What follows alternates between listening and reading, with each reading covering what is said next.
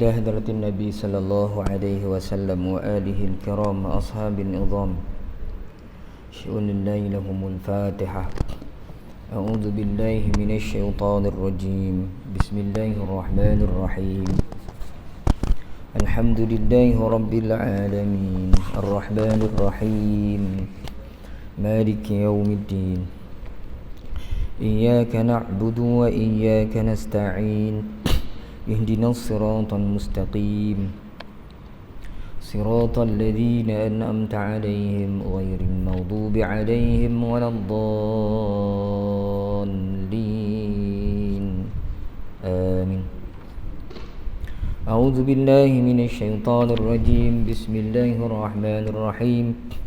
الحمد لله رب العالمين والصلاة والسلام على أشرف الأنبياء والمرسلين وعلى آله وأصحابه أجمعين.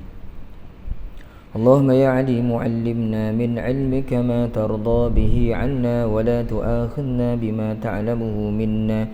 يا عليم خلقنا بخلق العلم وحققنا بحقائق العلم.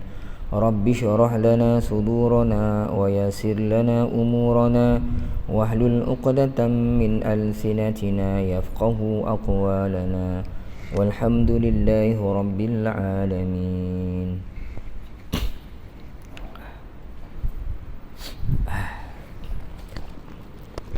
أعوذ بالله من الشيطان الرجيم. بسم الله الرحمن الرحيم. السلام عليكم ورحمة الله تعالى وبركاته. الحمد لله والصلاة والسلام على رسول الله وعلى آله وصحبه ومن والاه. أشهد أن لا إله إلا الله وأشهد أن محمدا عبده ورسوله. قال رب اشرح لي صدري ويسر لي أمري واحلل عقدة من لساني يفقهوا قولي. أما بعد. Yang berusaha pihak pengurusan masjid, ashabul fadilah, tuan-tuan guru, tuan-tuan imam, ketua-ketua masyarakat, tuan-tuan haji, puan-puan hajah, tuan-tuan, puan-puan, hadirin, hadirat yang dirahmati Allah Subhanahu wa taala sekalian. Alhamdulillah tuan-tuan dan puan-puan, sama-samalah kita panjatkan kesyukuran kehadiran Allah Subhanahu wa taala di awal pagi ini, kerana masih lagi meletakkan kita dalam keadaan beriman kepada Allah Subhanahu wa taala. Syukur juga kita pada Allah Subhanahu wa taala kerana pada hari ini kita masih lagi dalam keadaan yang agak sihat, walaupun semakin tua dan uzur, tetapi kita masih lagi mampu bergerak seperti biasa dan masih boleh lagi beribadah pada Allah Subhanahu wa taala. Semua nikmat itu tuan-tuan dan puan-puan akan ditarik oleh Allah Subhanahu wa taala sebab dia tidak bersifat kekal. Oleh sebab itu, masa kita ada kemampuan ini tuan-tuan dan puan-puan, berusahalah kita sungguh-sungguh untuk kita perbaiki diri kita, amal kita, hubungan kita dengan Allah Subhanahu wa taala. Mudah-mudahan sentiasa kita diberikan panduan, bimbingan dan pertolongan dari Allah. Mudah-mudahan insya-Allah. Allahumma amin. Jadi pagi ini tuan-tuan kita sambung kembali kuliah tafsir kita, dan hari ini kita bermula pada ayat yang ke-23 daripada surah An-Naml, muka surat 191 bagi yang ada buku ni. Muka surat 191 ayat 23 surah An-Naml. Kita baca sama-sama tuan-tuan. A'udzu billahi minasy syaithanir rajim. Bismillahirrahmanirrahim. Inni wajadtu imra'atan tamlikuhum wa utiyat min kulli syai'in wa laha 'arsyun 'azim. وجدتها وقومها يسجدون للشمس من دون الله وزين لهم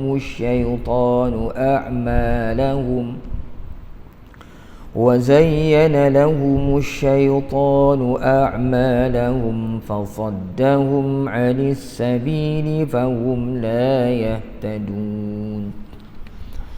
ألا يسجدوا لله الذي يخرج الخبأ في السماوات والأرض ويعلم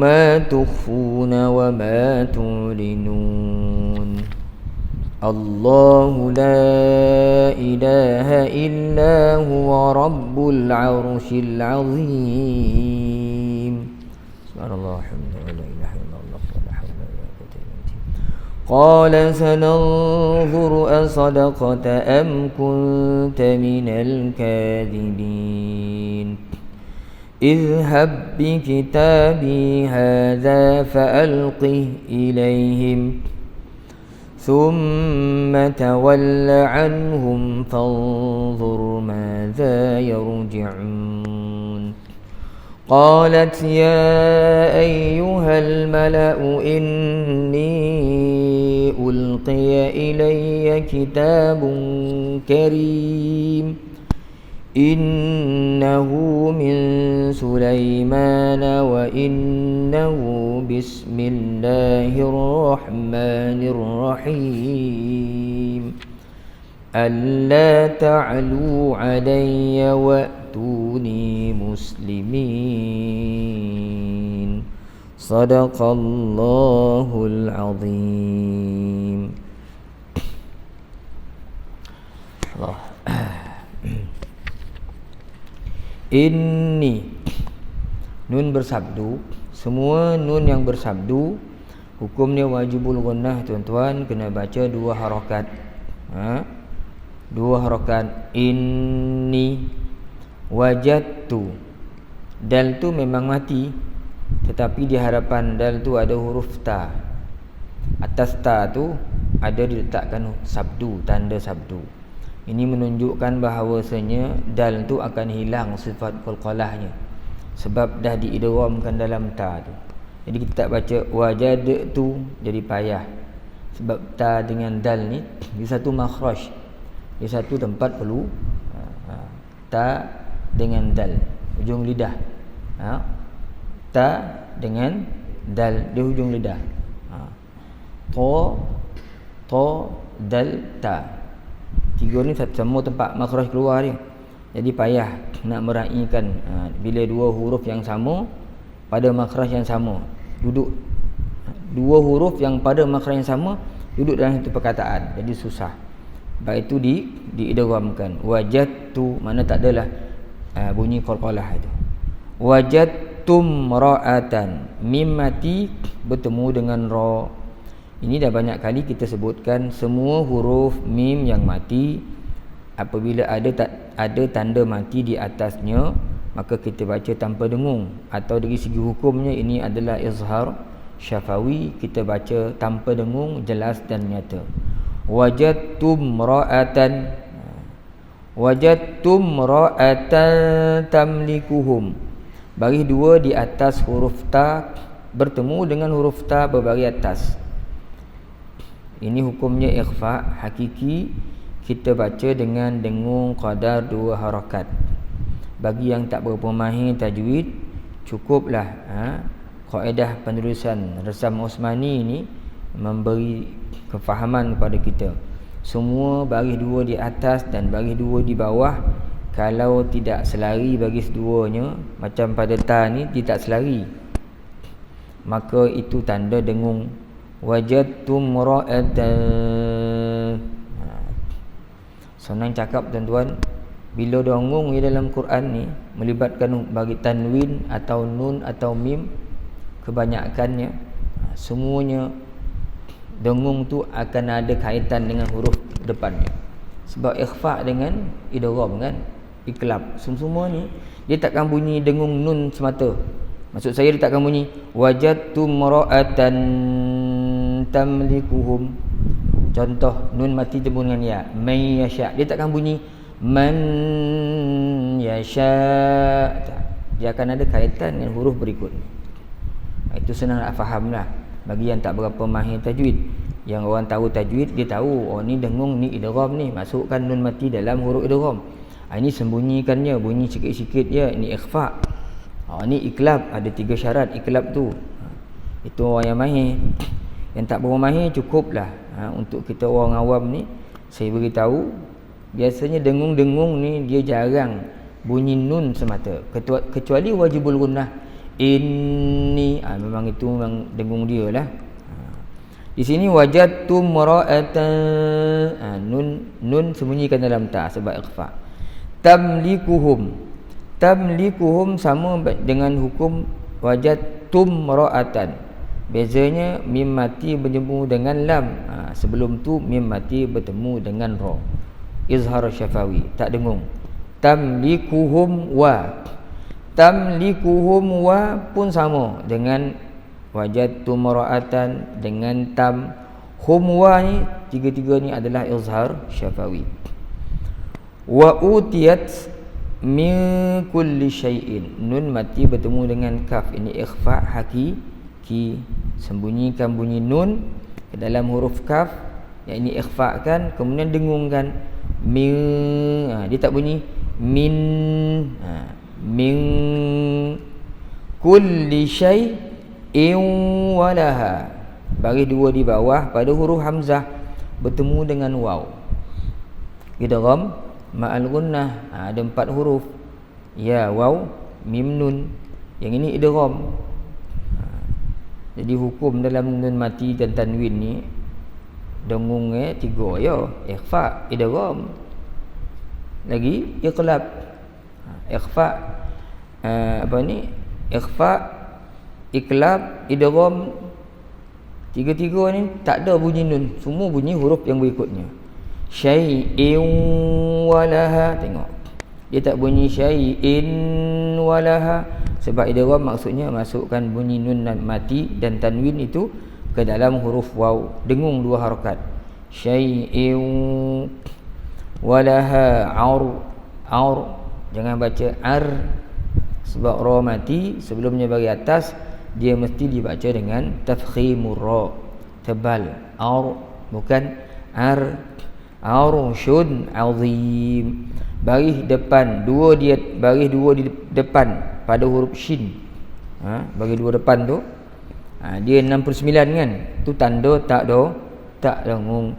Arushun azim, azim ni kita berhenti pada azim ini man arid lisukun. Dah banyak kita jumpa keadaan bila ada huruf man duduk sebelum huruf berbaris, dan huruf berbaris tu dimatikan kerana kita nak waqaf. Huruf mat tu pula sesuai dengan baris sebelumnya. Kalau huruf mat tu ya, sebelumnya bagi bawah. Kalau huruf mat tu alif, sebelumnya bagi atas. Kalau huruf mat tu waw, sebelumnya bagi depan. Macam ini, huruf mat ya, sebelumnya bagi bawah.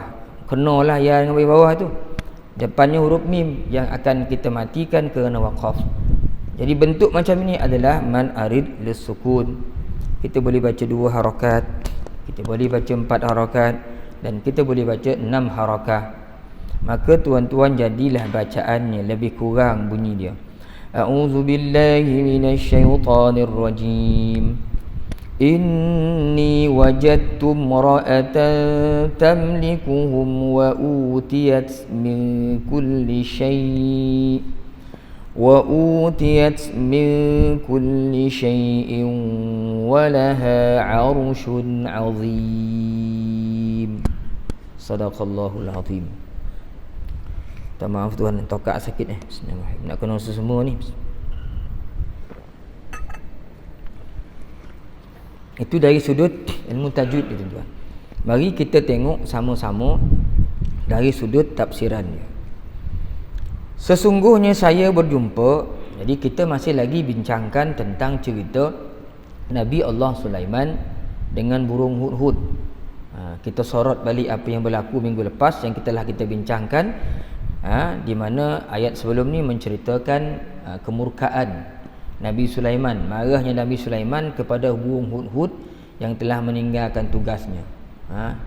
Bila Nabi Sulaiman cek tenteranya ada tak ada, burung hudhud tak ada.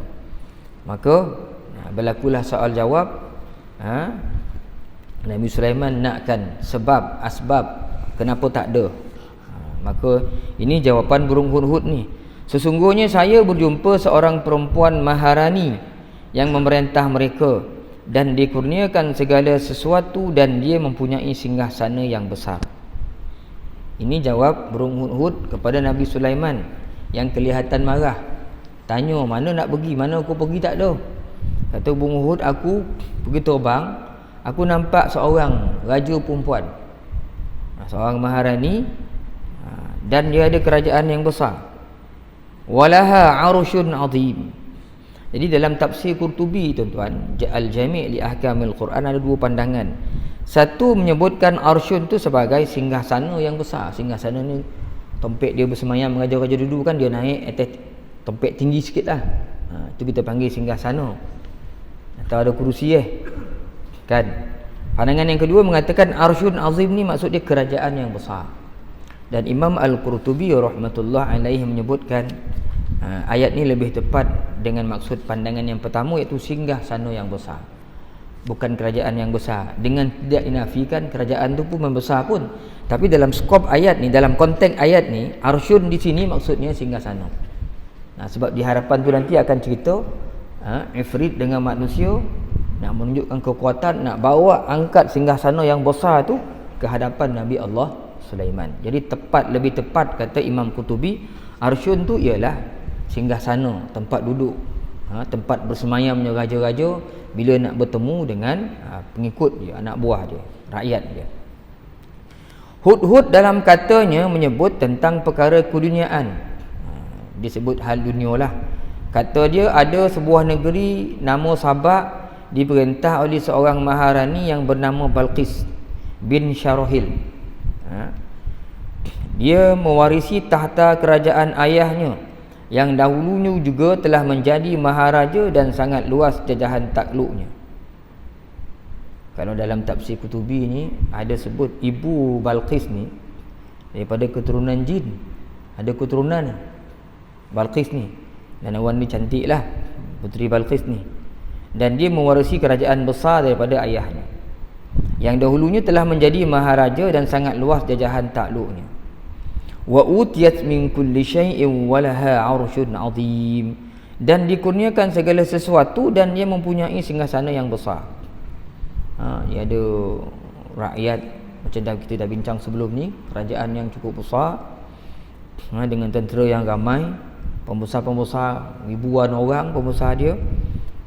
Raja-raja dulu memang macam tu, tuan-tuan kan. Orang-orang dulu suka melantik orang perempuan menjadi ketua. Ada begitu kerajaan-kerajaan dahulu. Sedangkan dalam agama kita telah bahaskan, Nabi pernah sebut dalam hadis, tidak akan berjaya orang satu kaum yang melantik perempuan sebagai pemimpin. Bila saya tengok dalam kitab Jami' li Ahkamil Quran ni, bukanlah maksudnya perempuan tak boleh jadi ketua langsung. Maksudnya perempuan tak boleh jadi khalifah, ketua negara paling besar yang paling tinggi duduk atas sekali, kerana sifat-sifat yang ada pada dia. Kelembutan dia, satu lagi dia mudah dipengaruhi. Sebab itu Nabi sebut dalam hadis, tak berjaya kaum yang menjadikan pemimpinnya seorang perempuan. Di atas Perdana Menteri Malaysia orang perempuan, dia tak berjaya, kata Rasulullah SAW. Kenapa tak berjaya? Kerana orang perempuan ni dia mudah dipengaruhi.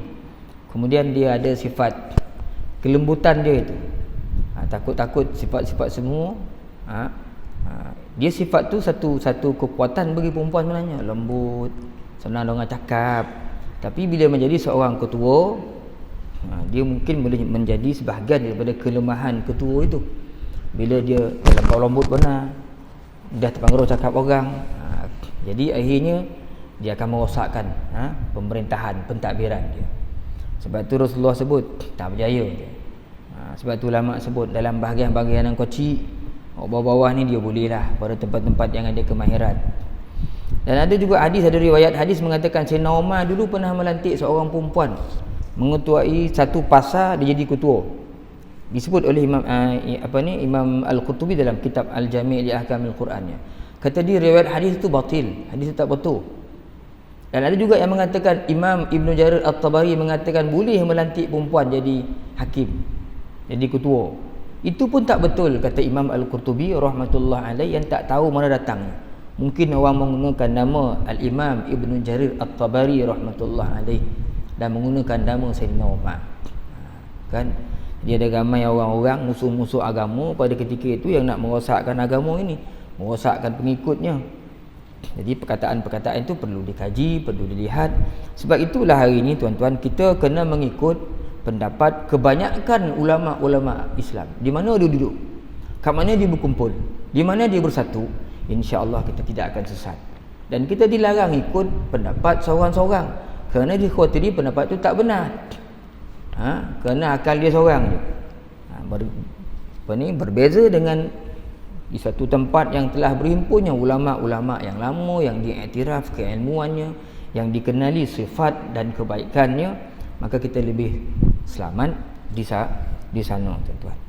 Itu cerita perbahasan dulu ke kenapa orang dulu-dulu suka, memang gitulah sifat dia, orang dulu suka ambil orang perempuan menjadi raja. Wallahu alam.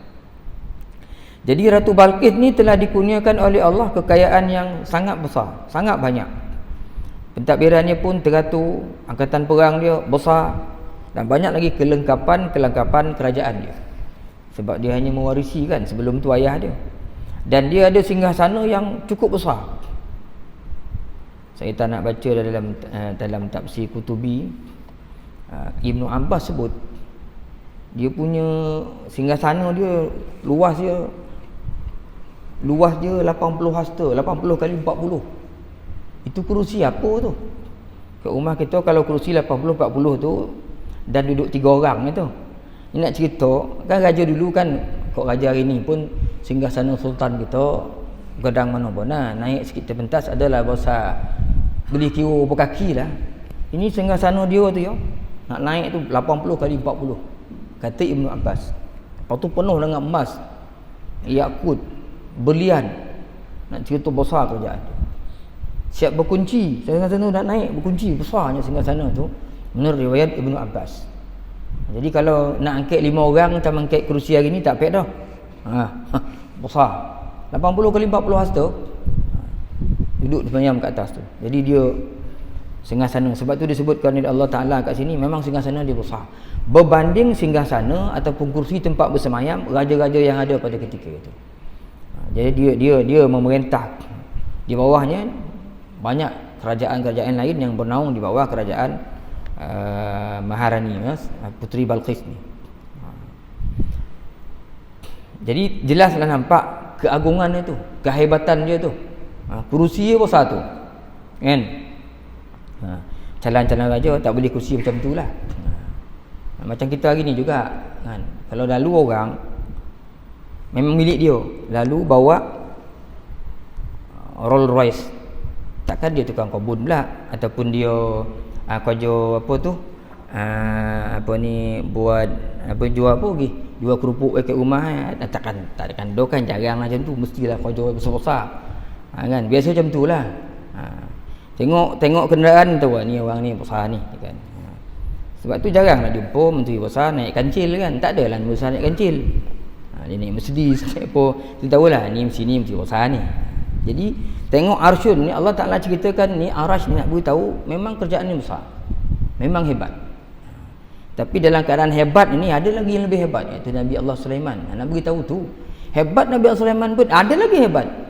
Ini Allah Subhanahu Wa Taala. Maka diceritakan kisah-kisah ni supaya kita ambil iktibar. Dia rasa besar dah, dia tak tahu ada lagi lebih besar daripada dia. Itu manusia hari ni tuan-tuan, kok kita rasa kita pandai, sebenarnya ada yang lebih pandai lagi. Kok rasa kita baik, ada orang lebih baik daripada kita. Kok kita rasa ni kita hebat, ada lagi lebih hebat daripada kita. Sebab manusia ni makhluk je, sama taraf dia. Tak ada siapa-siapa hebat. Hebatnya manusia itu bila lebih takwanya, walaupun dia seorang hamba abdi. Inna akramakum indallahi atqakum. Orang yang paling mulia di sisi kamu, di sisi Allah, orang yang paling mulia di kalangan kamu di sisi Allah adalah orang yang lebih takwanya. Kemudian dijawab lagi oleh Hudhud, saya jumpai dia dan kaumnya sedang bersujud kepada matahari, bukan kepada Allah, dan syaitan menampakkan pekerjaan buruk mereka kelihatan baik dan menghalangi mereka dari jalan yang benar sedangkan mereka tidak mendapat petunjuk. Jadi Hud kata lagi kepada Nabi Allah Sulaiman, Puteri Balqis ni rakyat dia ramai, tapi aku tengok dia ni sembah matahari. Kata burung hud-hud, sesat, dan syaitan telah menghiasi perbuatannya nampak baik semua. Semua betul. Dan dia tak rasa ada Tuhan selain matahari itulah. Sebab itulah dalam tafsir Al-Qurtubi menceritakan istananya yang besar itu dia buat dengan rapi, dengan cantik, dengan indah. Kemudian ada banyak ruang-ruang cahaya yang boleh memasuki kawasan sana tu. Ada kawasan penyembahan dia lah, dia untuk menyembah matahari, cahaya matahari masuk. Kan? Dia menyembah matahari. Setengah ulama menyebutkan dia ni dalam tafsir ni nanti sebut, saya tak tahulah depan ni ada tak. Tapi dalam tafsir Qurtubi sebut dia ni beragam. Ada yang menyebutkan Balqis ni dia zindik, dia macam golongan etis, dia tak ada agama. Ada yang mengatakan, ulama menyebutkan dia ni beragama Majusi. Beragama Majusi, wallahu alam. Yang pastinya ketika itu dia kafir pada Allah Subhanahu wa taala. Jadi syaitan bila nampak orang dah sesat, maka diteruskan orang tu, dipastikan orang tu sentiasa dalam keadaan sesat. Samalah macam kita hari ni tuan. Bila orang lupa diri dia, siapa dia sebenarnya, maka syaitan akan menghiasi diri orang itu supaya sentiasa dalam keadaan kesesatan dia. Sebab itu ada hadis sebut ad-dinu nasihah, agama itu nasihat, menasihati. Sebab itu ada hadis Nabi menyuruh kita bantulah saudara-saudara kamu yang zalim, yang dizalimi dan yang zalim. Orang kena zalim pun Nabi suruh, orang yang menzalimi orang pun Nabi suruh. Kenapa pula? Sahabat tanya, orang menzalimi nak tolong dia, nak bantu dia, dia lah zalim. Nabi sebut bantu berhentikan kezaliman dia. Kerana ketika dia melakukan kezaliman tu mungkin dia pun tak ingat dia tu zalim, dia tak perasan kejahatan dia. Kan? Sebab hari ni ramai orang hidup yang dia rasa dia sedar, sebenarnya dia tak sedar. Kan? Ramai hari ni orang hidup yang dia rasa dia sedar, sebenarnya di dalam keadaan dia tidak sedar. Hidup sementara menunggu kematian. Ramai yang rasa dia ingat, sebenarnya dia lupa. Kan? Ramai yang rasa faham, tahu, tapi sebenarnya dia tak faham. Ramai tahu sembahyang wajib tak wajib, tetapi kenapa solat tak solat? Sebab tak faham. Sebab tak faham. Sedar tak sembahyang tu wajib? Sedar, tapi kenapa tak solat? Lupa, tak ingat sebenarnya. Jadi sebab tu saya selalu sebut, manusia hari ni sifat dia sedar dalam lupa. Dia tahu dalam keadaan dia jahil, dia tak faham. Itulah yang berlaku pada hari ini. Sebab itu tuan-tuan dan puan-puan, Nabi SAW diturunkan dengan tujuan untuk dakwah, bawa orang, kena beritahu. Itulah juga isi kita, anak-anak kita, jiran-jiran kita, semuanya kadang-kadang mereka lupa. Kita kena beritahu tuan-tuan dan puan-puan. Kemudian alla yasjudu lillahi alladhi yukhrijul khaba'a fis samawati wal ard wa ya'lamu ma tukhfuna wa ma tu'linun. Mengapa mereka tiada menyembah Allah yang mengeluarkan barang yang tersembunyi di langit dan di bumi, dan dia mengetahui apa yang kamu sembunyikan dan apa yang kamu terangkan. Yakni kemudian Hud itu menyangkal perbuatan penduduk Sabak. Kata dia, kenapa ya Balqis ni tak sembah Allah? Syukur pula, tak perasan pula dia sedang dihalang-halang oleh syaitan daripada menuju ke jalan yang benar. Sedangkan Allah itulah yang berhak disembah, di mana sifat Allah itu antaranya disebutkan di sini yukhrijul khaba'a fis samawat, yang mengeluarkan barang yang tersembunyi di langit dan bumi. Di langit ni ada banyak benda-benda pelik, termasuk juga di bumi ni, yang di luar jangkauan akal dan fikiran manusia, tapi sebahagiannya dapat dikaji dan difahami oleh manusia, kerana Allah Subhanahu wa taala yang beritahu, yang singkap semuanya, yang izinkan.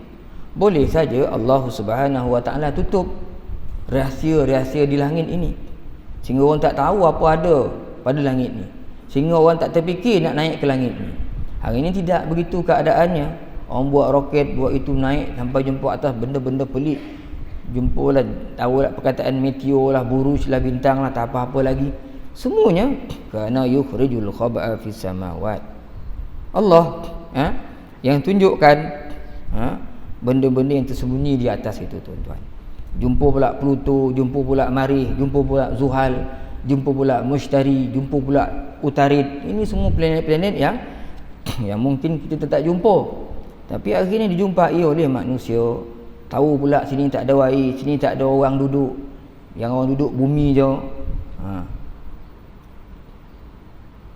Begitu juga di bumi, tak tahu bawah ni ada apa bawah ni.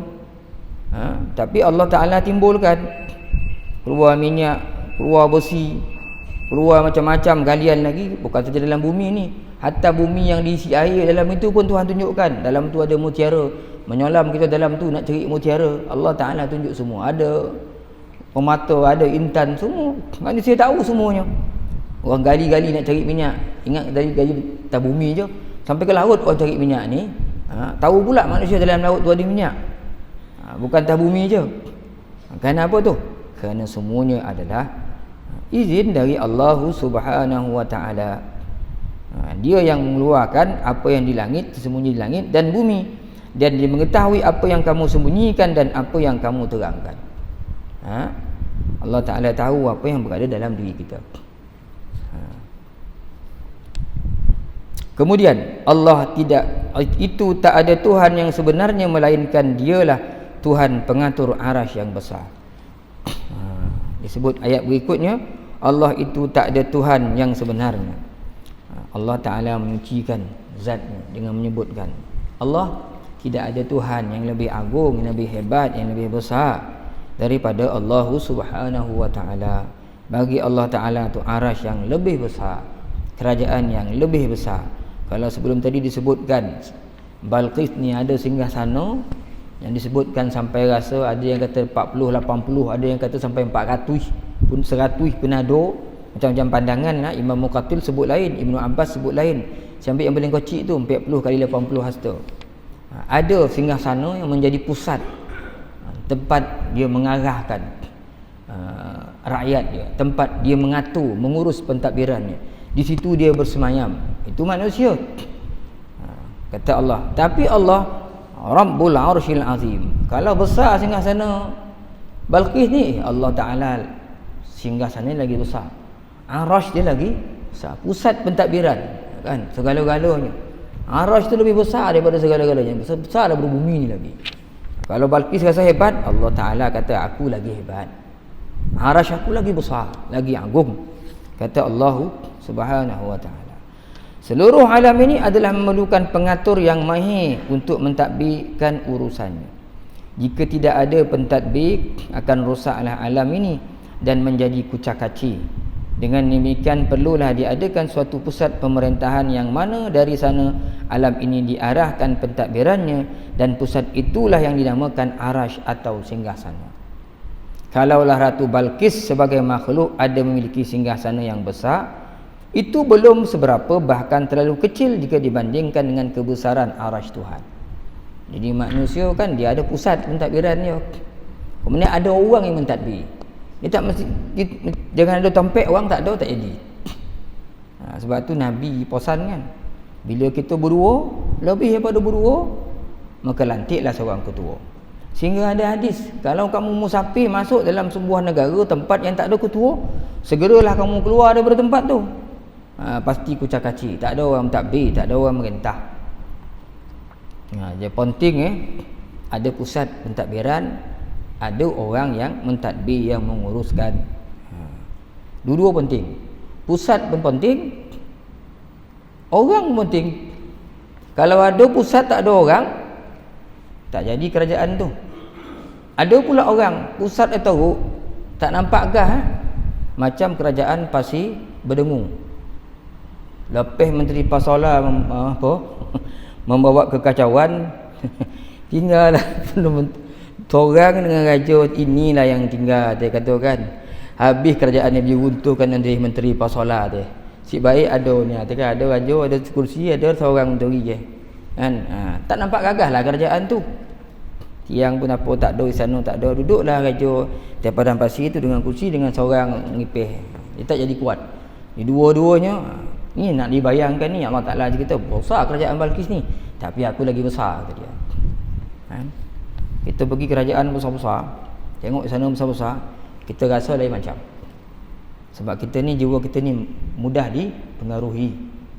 Kita masuk masjid tu kecil je, kita rasa relax je. Tapi bila masjid besar-besar, dia ada satu rasa lain tu. Itu juga kita pergi masuk bangunan dengan masuk istana. Dah rasa dah kan kehebatan. Bangunan tu sendiri akan mempengaruhi jiwa kita. Jadi arasy Allah tu lebih besar daripada singgasana yang dimiliki oleh Puteri Balqis. Kemudian disebutkan qala sananzuru asadaqata am kunta minal kadzibin. Sulaiman berkata, kami akan melihat adakah benar apa yang engkau ceritakan atau engkau dari golongan orang yang berdusta. Jadi bila Hud sebut, aku nampak satu kerajaan ada orang raja dia sembah matahari ni. Apa Nabi Sulaiman sebut? Aku akan tengok dulu. Kan? Setelah burung Hud menjelaskan segala alasannya, maka Nabi Sulaiman AS menjawab, nanti kami akan uji kata-katamu itu dengan menyiasatnya, sehingga terbukti adakah engkau seorang yang benar ataupun termasuk golongan orang-orang yang suka berdusta kerana mencari helah untuk melepaskan diri dari hukuman yang kami ancam. Di sini pun ada pengajaran. Apa bono pun datang kat kita selidik dulu, kita tabayun dulu, cari dulu kebenaran, cari dulu asas duduk cerita tu betul ke salah. Jangan bila orang cerita ya terus kita terima. Terus kita terima. Macam saya baru ni lah, bukan apa, salah dengar cerita orang pun cerita tak betul. Adalah seorang cikgu telefon saya, Ustaz ada tak nombor telefon sekolah saya ni? Apa pula? Apalah kau minta nombor telefon kawan kau kat saya? Kau lagi tahu nombor telefon kawan kau? Tanya. Saya ada dengan cikgu ni, cikgu sekolah saya lah. Dia pun cakap dorak-dorik saya ingat kan, dia kemalangan, cikgu sekolah saya nak tolong dia. Kita ada kelas, minta maaf cikgu, nombor telefon cikgu sekolah cikgu tak ada kat saya ni. Rupanya telefon ni tertinggal. Nak beritahu bunga tua, dia lambek sebab nak nolong cikgu sekolah saya yang kemalangan. Saya duk faham cikgu sekolah saya tu nak tolong dia, rupanya dia nak tolong kawan saya ni yang kemalangan. Jadi terbalik. So apa tu? Dengar gitu-gitu je tahu. Jadi kadang-kadang cerita ni orang bawa ni ada betul ada tak kan. Jadi nak akhir zaman ni zaman fitnah, kita kena hati-hati dengan berita tuan-tuan. Selidik dulu, barulah boleh percaya. Sebab itu dalam agama kita pun ajar, bila kita mendakwa seseorang, maka hendaklah diberikan dia tempoh masa tertentu untuk dia menjawab, untuk dia membela diri. Dan orang yang mendakwa sepatutnya menunjukkan bukti. Kemudian Nabi Sulaiman AS mengatur rancangannya, iaitu ditulisnya sepucuk surat. Isinya ringkas sahaja dan diperintahkan Hud menjadi utusannya mengirim surat itu kepada Ratu Balqis. Jadi ditulis surat. Tulis surat. Dalam tafsir Al-Jami' li Ahkamil Quran Imam Qurtubi ni sebut, kata dia surat tu dalam bahasa Arab. Kerana Balqis ni orang Arab. Bangsa Arab kata dia. Ada yang kata bukan tulisan Arab. Bukan tulisan Arab. Tak tahulah Arab ke tak Arab, yang pastinya surat tu ditulis. Kerana Allah Subhanahu Wa Taala menceritakan bahawasanya ditulis surat itu. Nabi Sulaiman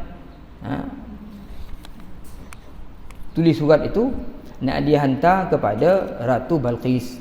Nak dihantar kepada Ratu Balqis. Tulis surat.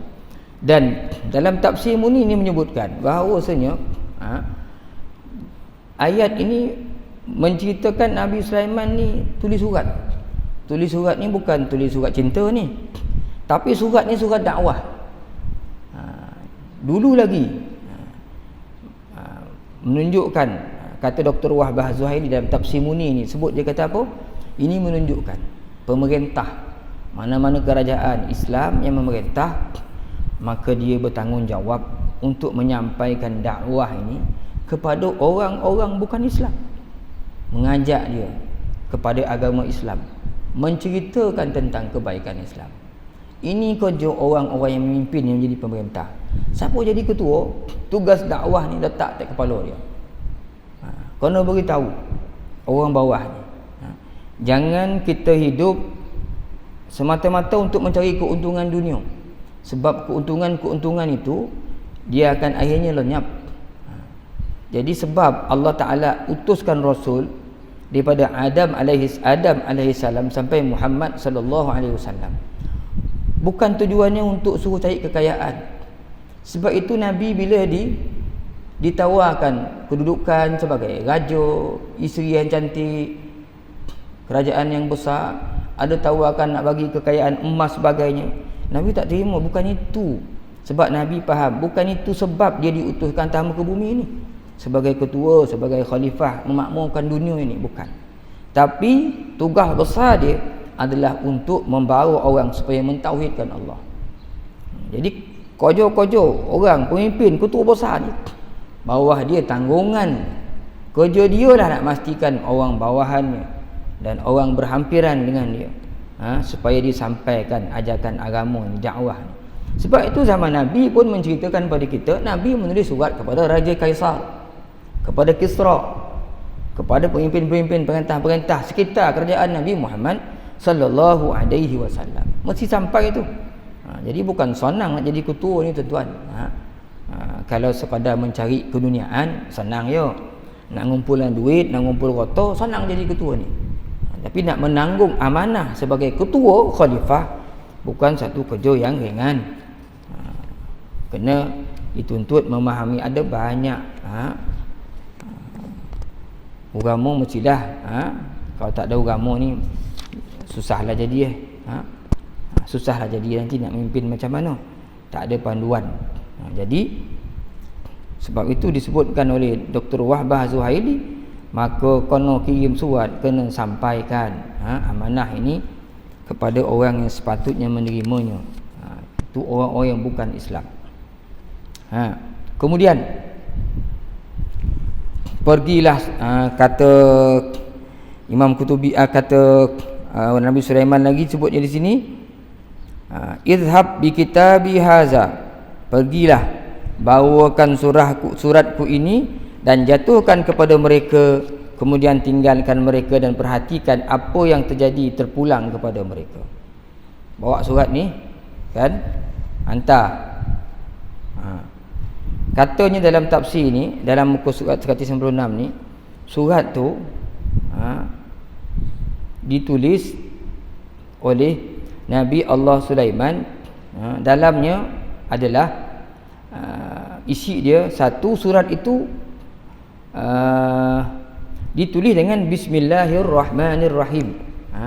Surat tu ditulis dengan nama Allah Subhanahu wa taala. Pertama sekali dalam surat tu ada tulis Bismillahirrahmanirrahim, beritahu bahawasanya atas muka bumi ni, dalam dunia ni, yang paling besar adalah Allah Subhanahu wa taala.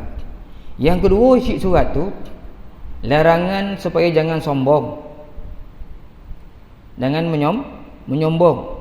Dan yang ketiga perintah untuk masuk Islam, berserah diri kepada Allah Islam. Islam. Tiga isi dalam surat tu. Beritahu Allah Ta'ala adalah Tuhan yang Maha Besar. Kemudian arahkan Balqis jangan menyombongkan diri, jangan takbur. Yang ketiga ajak masuk Islam. Jadi Nabi Allah Sulaiman pun suruhlah Hud ni pergi bawa surat tu untuk Ratu Balqis dan rakyatnya. Campakkan kepadanya, kemudian hindarkan dirimu dari mereka, tetapi jangan jauh-jauh, agar dapat engkau dengar perbincangan antara Ratu Balqis dengan pembesar-pembesarnya, dan terpulanglah keputusannya kepada mereka sebagai jawapan. Kita tengok tuan-tuan kehidupan manusia hari ni. Zaman dulu kita dah cerita Hud bawa surat. Sampai ke hari ni kita tengok kerajaan-kerajaan sebelum ni, zaman tak ada lagi apa tu, tak ada apa, kapal terbang, lori, surat, jawab pos, macam-macam lagi ni, naik motor hantar surat, tak ada lagi kan perkhidmatan hantar surat ni. Orang bunuh burung zaman Nabi Sulaiman lagi, sampai berikutnya. Kita tak heran lah, memang orang bunuh burung. Orang dulu-dulu letak surat ikat pada kaki burung pati. Itulah yang biasa kita tengok filem-filem orang dulu yang orang buat kan. Itulah sejarah dia, biasa kat kita. Saya bukan nak cerita burung hantar surat tu, nak ceritakan macam mana ini yang Allah Ta'ala punya kuasa. Macam mana burung tu dilatih boleh sampai tempat hantar kan. Allah Ta'ala punya kuasa semua tu. Ilmu tu, ngajar orang pun payah. Kita khabar 2 kali 5 10, dia khabar 2 kali 5 8 je, susah. Ada wakar tu ngajar burung pula, sampai lah surat tu, sampai. Hari ni cuba kita buat pula kek, hantar ke rumah kita ke Bukit Rokan, dapat tak sampai tak? Susah agak tu. Macam mana dulu boleh sampai tu kan, agak pelik juga kan. Itu semuanya kehendak Allah Subhanahu wa ta'ala. Subhanallah. Tu kata tadi, kalau kita cerdik, ada lagi lebih cerdik atas tu. Macam mana Allah Ta'ala takbir urus dunia ni, sedikit dia ajar manusia ni daripada tak tahu, tak berbaju ada baju, pergi berburu pakai batu ada bosi, kemudian lotih bekerja-kerja dah tak payah bekerja dah, pakai senapang, pakai panah. Dulu pos main burung, sekarang tak ada dah, ada kotobang, ada kereta api semua. Kita makin lama makin meningkat. Nampak peningkatan daripada kurang baik kepada keadaan yang lebih baik. Siapa yang atur tu tuan-tuan? Semuanya Allah Subhanahu wa ta'ala. Cumanya manusia hari ni dia tak nampak bodoh-bodoh macam itu. Dia heboh nak kaji bodoh kat bulan tu, sibuk buat roket, sibuk buat tu, bangga dia, kita jumpa ni. Dia nampak semua-semua tu. Yang paling mengherankan, kenapa dia tak nampak di sebalik kejadian tu yang menciptakan? Sibuk naik ke langit. Tahu tak siapa yang buat langit ni? Sibuk cari planet tu, planet kita jumpa lagi satu planet, jumpa lagi planet baru. Cuba tanya siapa yang buat planet tu? Tak pernah pula orang nak tanya. Tak nampak kekagumannya. Bila nampak satu bodoh, dia kagum dengan bodoh tu jumpa. Dia lupa yang menjadikan. Sama orang kita hari ni tuan-tuan dan perempuan kan. Banyak rezeki kita. Naik kereta dulu, naik basikal, naik kereta. Kita sibuk dengan kereta kita. Cuba fikir, macam mana boleh ada kereta ni? Macam mana boleh berlaku ni? Dulu orang naik kuda, tak ada enjin, ni tak payah kuda ke dah. Kereta, macam mana orang buat ni? Daripada mana ilmunya ni? Bila kita kaji nanti akhirnya kita akan nampak sungguhlah Allah Subhanahu wa ta'ala yang Maha Penyayang itu telah mengajar manusia. 'Allamal insana ma lam ya'lam. Dia mengajar manusia apa yang tidak diketahui. Tuhan ajar kita, bukan sekarang. Sejak daripada zaman Adam alaihi salam, Allah Ta'ala mengajar, menyalurkan ilmu kepada kita sampailah ke hari ini tuan-tuan. Sampai kita dapat buat satu benda. Kalau ada benda ni bawa ke zaman dahulu, orang dulu memang pelik. Ni telefon ni kita pakai ni, kalau bawa zaman Nabi Adam dulu kat dia pun heran. Macam mana kau boleh cakap ni? Heran deh. Berubah zaman. Itu semua kerana ilmu-ilmu yang dikurniakan oleh Allah Subhanahu wa ta'ala kepada kita. Jadi orang-orang yang beriman, dia akan nampak ini semua yang akhirnya keluarlah daripada mulutnya. Subhanallah, walhamdulillah, wala ilaha illallah, wallahu akbar. Maha suci Engkau ya Allah, segala-galanya Kau dah beri kepada kami. Walhamdulillah, dan segala puji Engkau ya Allah yang telah mengurniakan pelbagai rezeki ya Allah. Allahu akbar, sahlah ya Allah, Engkaulah Tuhan yang maha hebat, maha agung. Wala ilaha illallah, pastilah jazamnya, tidak ada lagi Tuhan yang layak selain daripada Engkau ya Allah. Akhirnya begitulah keadaannya yang wujud dalam hati orang-orang yang beriman. Saya ingat tuan-tuan cukuplah sekadar tu. Dah 7.30 kita berhenti kat sini. Wallahu alam. Mudah-mudahan ada kebaikannya. Mudah-mudahan sedikit ayat yang kita baca ini dapat menyuntik semangat ibadah kita, menyuntik semangat kita untuk terus mengaji, belajar, memahami ayat-ayat Allah Subhanahu wa ta'ala ini, sehingga akhirnya kita jatuh cinta dengan Quran ini, menjadikan Quran sebagai salah satu daripada kewajipan yang tidak akan kita tinggalkan sehinggalah akhir hayat kita.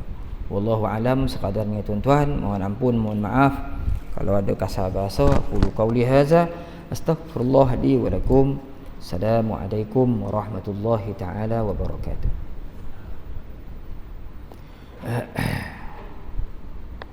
Ada soalan tuan-tuan? Kalau dapat jawab saya jawab. Kalau tak dapat jawab saya hutang dululah tuan-tuan. Kalau ada lah. Kalau tak ada kita berhenti kat sini. Bismillahirrahmanirrahim.